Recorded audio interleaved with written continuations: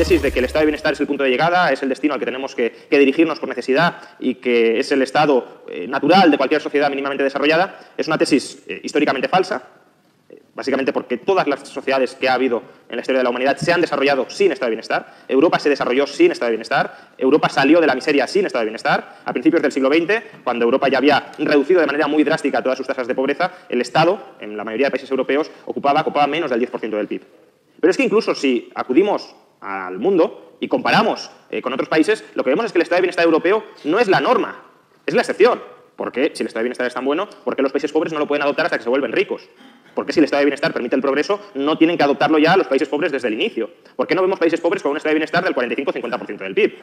Pero yo no me refiero a los países pobres. Si miramos los países ricos no europeos, lo que vemos es que el estado de bienestar es una excepción mundial. Por ejemplo, hacer la comparativa, insisto, con Europa, estados entre el 45-50%, en algunos casos, por ejemplo, Francia, 60% del PIB, destinado a que sea manejado y redistribuido por el Estado. Tenemos Australia, una economía más rica que la eurozona, donde el peso del Estado es el 37% del PIB. Tenemos Canadá, de nuevo una economía más rica que la eurozona, 38% del PIB. Es verdad que no hay mucha diferencia, pero bueno, estamos hablando de como mínimo 7 puntos de PIB, que es, para que os hagáis una idea, todo el sistema sanitario público español son 7 puntos de PIB, y si ya nos vamos comparándolo con Francia, son casi 20 puntos de PIB. 20 puntos de PIB es la mitad, casi la mitad del estado de bienestar español. Por tanto, es una diferencia muy notable.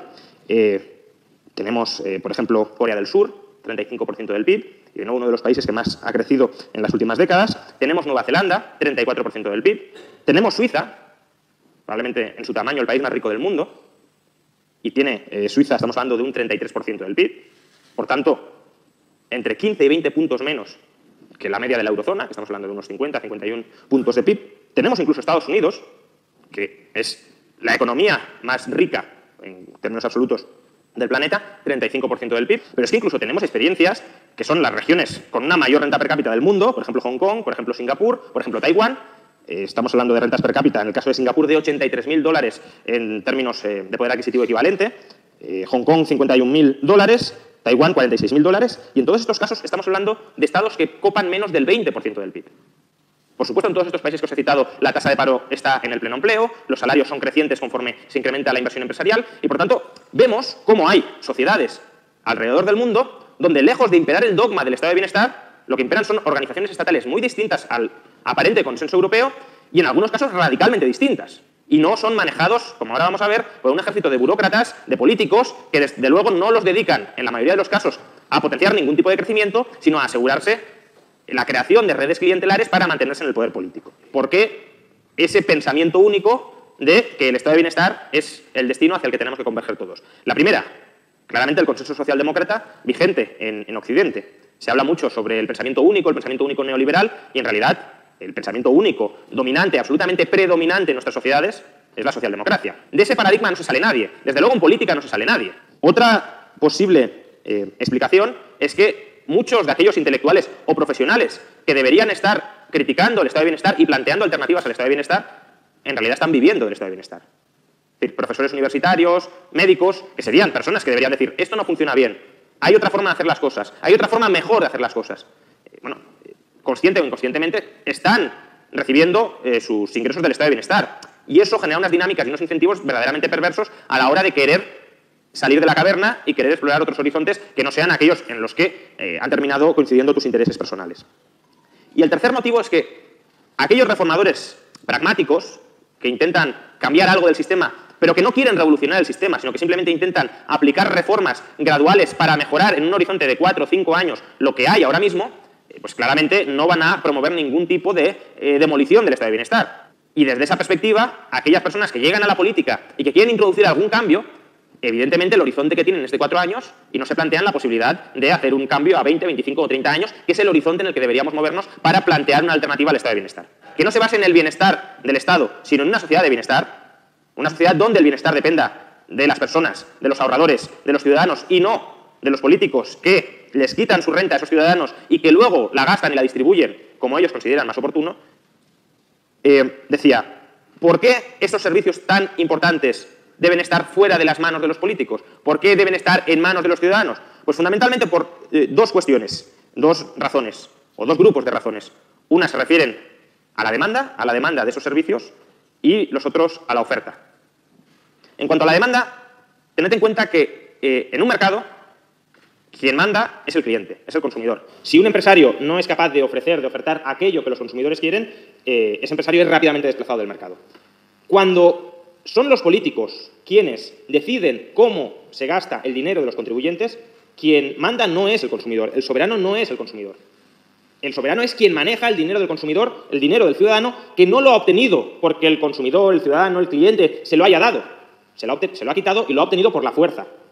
Eso es precisamente un impuesto. La exacción de un porcentaje de la renta de los ciudadanos, no porque los ciudadanos crean que ese político es el mejor gestor al que confiarle esos fondos, sino porque viven en un sistema que les obliga a ceder cada ejercicio cerca del 50% de sus ingresos. El estado de bienestar es una especie de proveedor del que todos somos cautivos. Aunque queramos consumir sanidad, pensiones, educación, el estado de bienestar nos obliga a consumirlo a través del estado de bienestar.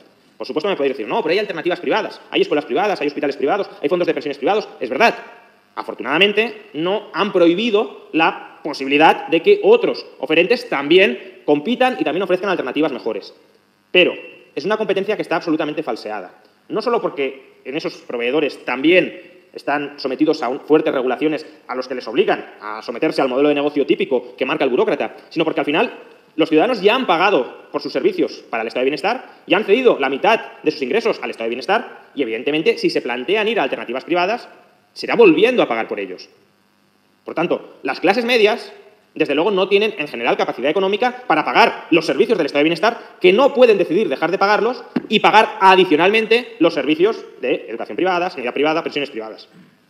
Por tanto, en la medida en que las rentas de los ciudadanos son secuestradas por los políticos, administradas por los políticos, son los políticos y sus lobbies internos, es decir, los funcionarios de esos respectivos sectores, los que deciden cómo se suministran esos servicios.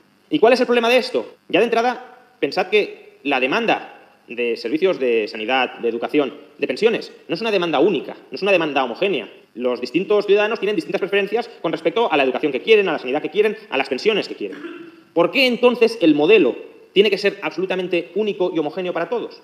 ¿Por qué todos tienen que recibir el mismo tipo de educación, el mismo tipo de sanidad, el mismo tipo de pensiones? ¿Por qué las condiciones de cada uno de esos servicios tienen que ser las mismas para todos los ciudadanos, aunque grupos de ciudadanos tengan preferencias radicalmente distintas sobre cómo deben prestarse esos servicios? Esto en cuanto a la demanda. Pero razones por las cuales desde la oferta también sería fundamental que el estado de bienestar desapareciera y fuera sustituido por una sociedad de bienestar. El Estado, como os decía, es un monopolio. Es un monopolio, de facto, a la hora de proporcionar servicios de educación, sanidad o pensiones.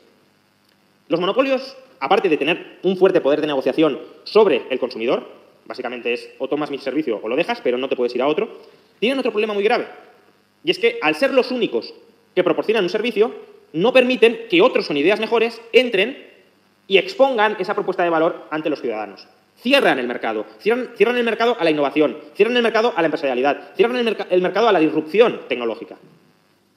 Campos como la educación o la sanidad son campos donde en las próximas décadas vamos a vivir, de cualquier manera, ya lo estamos viviendo en gran medida, una fortísima revolución.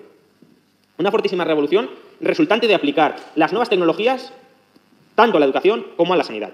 Si lo pensáis bien, la sanidad, en parte, pero sobre todo la educación, son servicios que siguen el diseño de cuando fueron más o menos desarrollados en el siglo XIX. Es decir, el hospital es una institución del siglo XIX, la escuela es una institución del siglo XIX.